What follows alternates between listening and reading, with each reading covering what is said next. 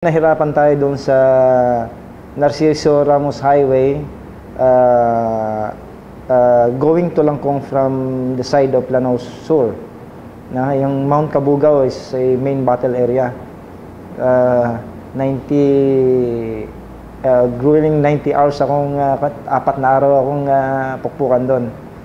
Where I suffered 4 Kia and more than 20 Wiya in a 4 days continuous firefight.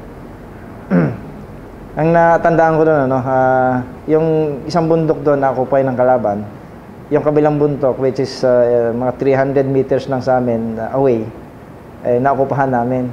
So in between those two mountains, no man's land. Walang makatayo doon, walang makalakad doon, walang ano.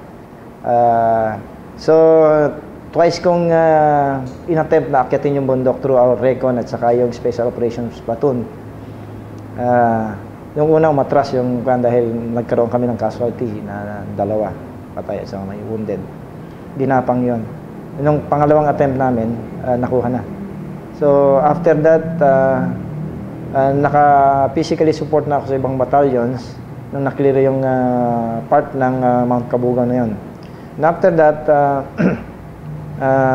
consolidate again and nag-ready na naman kami sa big fight doon sa Langkong, going to Sarmiento doon sa main camp ng Abu Bakar doon sa gitna.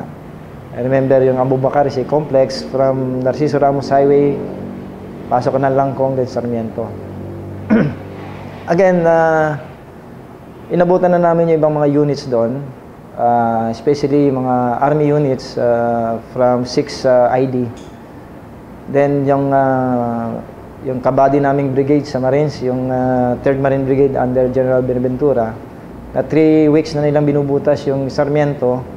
Marami na rin casualty doon, but yung Sarmiento na yun, nakita ko na sinabi nila na yun ang yung talagang pinakamabigat na depensa ng kalaban. Ang sabi nga nila doon stainless defense daw yun. At ginagwardyahan ng, maalala ko, ng 1st Division ng BIAP yun. Parang PSG nila. Tagang elite force yung mga naka-black fatigue. Na-interview ko na sir yung commander nila. Ang ginawa ko doon, since yung terrain nakita ko na both sides of the road malinis, tapos may isang bundok sa gawing taas.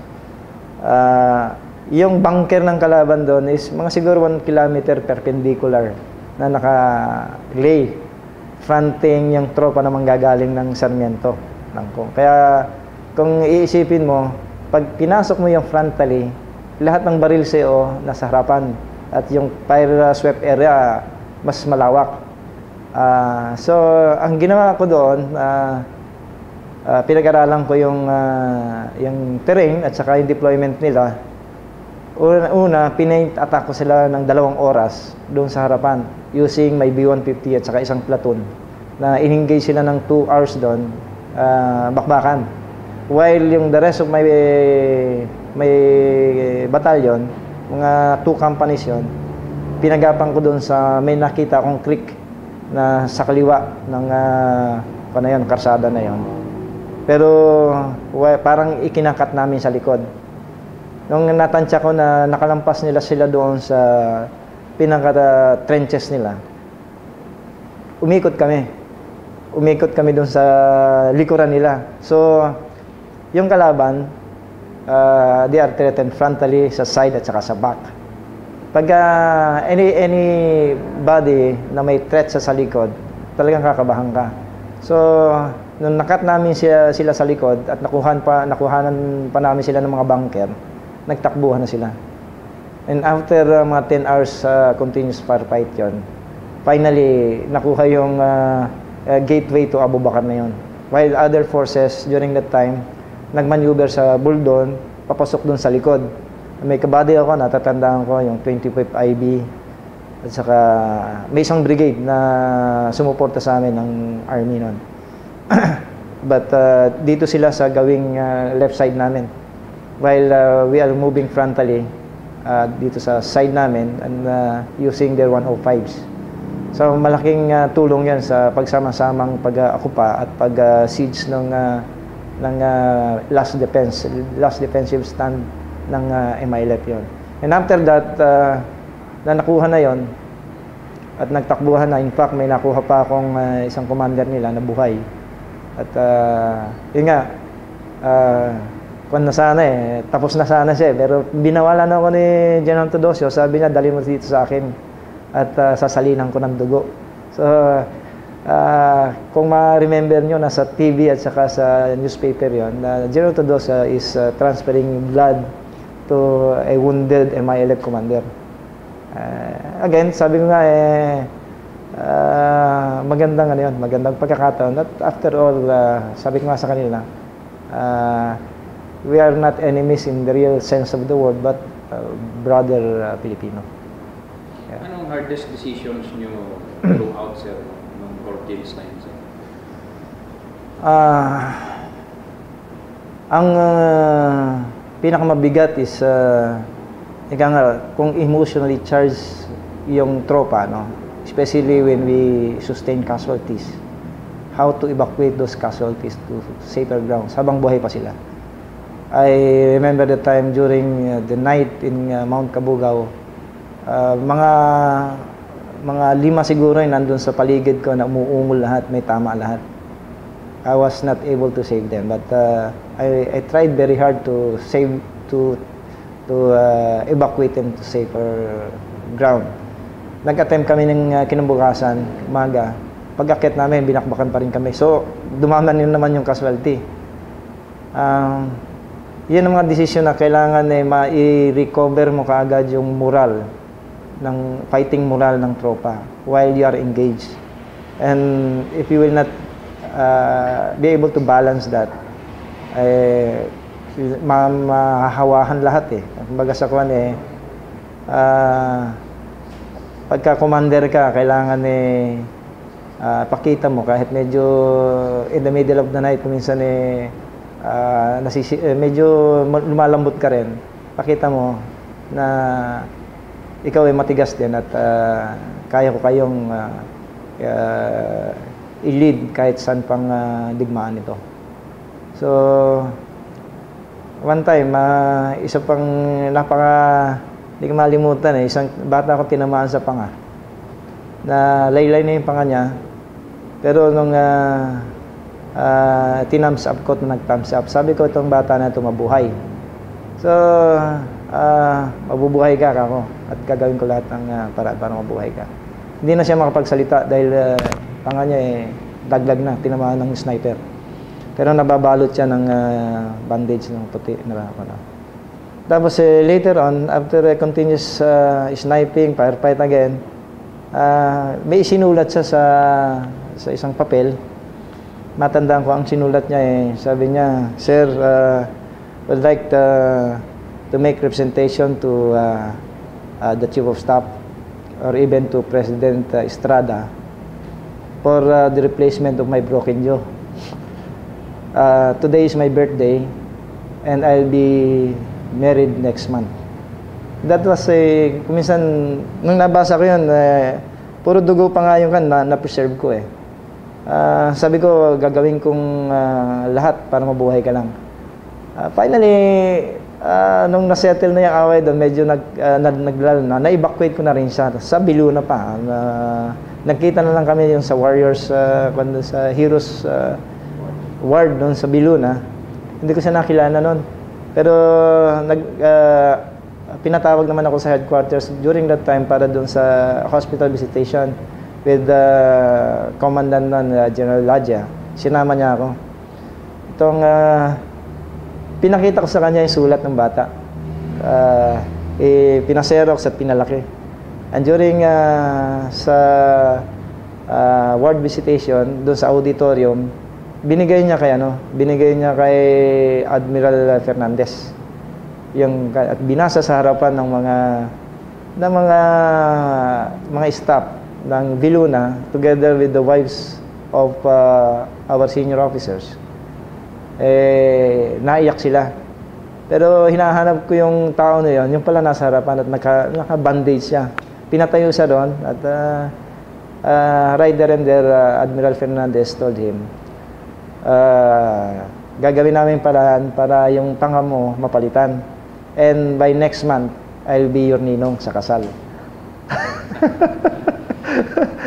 Yung drama. Ayun ganun yung drama. Nakakatuwa at in those growing times, makikita mo rin na merong prolix din kung minsan.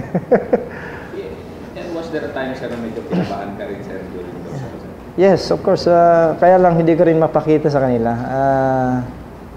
Ang parati kong sinasabi sa kanila, ang intindihin nyo muna, gaya ng ginagawa sa sarili ko. Ang inintindi ko noon, yung focus ko sa sarili ko muna at saka yung tao ko.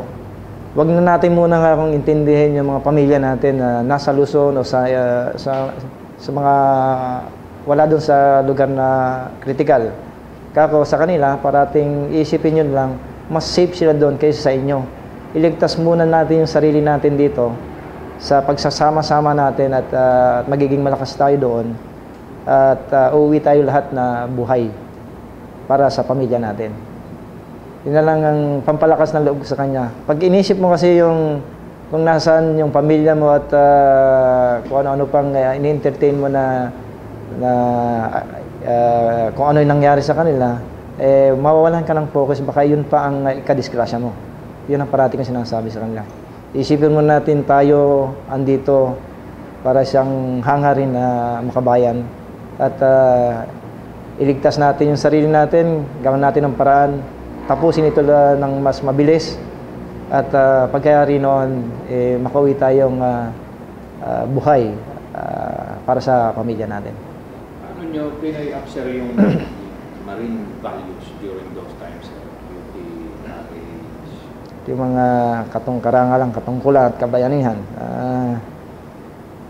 Actually, ang parating iniisip ng marino is yung kapwa niya marino sa tabi niya. Mas malakas ka kung may katabi kang isang marino nagbabantay sa iyo. It's not sinasabi na a marine and his rifle, but most importantly, a marine and his rifle and the marine beside him. Yan ang yung banding na-imbibe sa amin ng training center at sa matagal na rin namin na pakikidigma lalo na sa South, magkaroon kami ng yung tawag natin teamwork at saka cohesiveness against a common enemy. Of course, ang pinakaano dyan, critical dyan kung minsan kasi pag nakikita ng tropa na marami kayong casualty, mahinaan sila ng loob. As much as possible, during encounters, gawin mo na ng paraan para hindi nila makita yon, ma-evacuate mo na. Mahirap yung ilang araw na sila doon nakabulagta doon na ala tayong magawa. Makakahawa yon sa fighting moral ng tao. And ikaw dapat na leader, mabilis kang magdesisyon sa mga ganyan. Isipin mo ng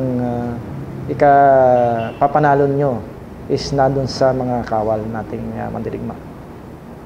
Kahit ano pang equipment na meron ka, kung ang tao naman o the man behind those equipments ay mahihina ang loob, matatalo pa rin tayo. Sir, ito yung last question ko, sir. Could you address it, sir, sa isang kadete sa PMA na gustong mag-marines? And yung concept niya, sir, na yung naging personal values niya, sir, so far, sir, counting kambahay moral sa kanila na ito yung serbisyo, ito yan, mahirap, pero when I was a first class cadet sa PMA in 1983, mga tako namin kasi sa Hawk noon mga marine officers like now General Llaga, General Miranda, and sinundan pa nila General Saban, Martir. At yung Hawk company noon, being the company commander during that time, Parang naging marine company na yon. But nonetheless, sa akin ang pag-igihan natin yung character development ng isang kadete. Alam ko maraming magagaling academically, but in the long run, when you, sabi ko nga, be assigned in those areas, frontline, character pa rin na papairal natin kung paano tayo gagalaw doon at engage natin makalaban yan o civilian. Doon lumalabas yung pagka mandirigma natin, so to speak. Yung mga kadete na gustong maranasan at maging isang tunay na mandirigma, kayo na ang mag-decide sa sarili nyo. Ito namang marine organization is a voluntary organization. When you join the Navy, bahala kayo mag-decide kung sa White Caps kayo, aboard ship, or you volunteer to the Marines. So, dito naman sa Marine Corps, kokonti lang ang galing sa Baguio, sa PMA. Kaya from second lieutenant to general, halos magkakakilala rito. At alam namin ang mga kwento ng bawat isa. Maliit lang ang Marine Corps at yung unity rito at saka yung camaraderie malakas. Kahit saan mang idala yan, anong batalyon, anong unit ng mapuntahan ng isang nangangarap na pumunta sa Marines, hindi ka mapapahiya dahil parang you belong to one big and strong family.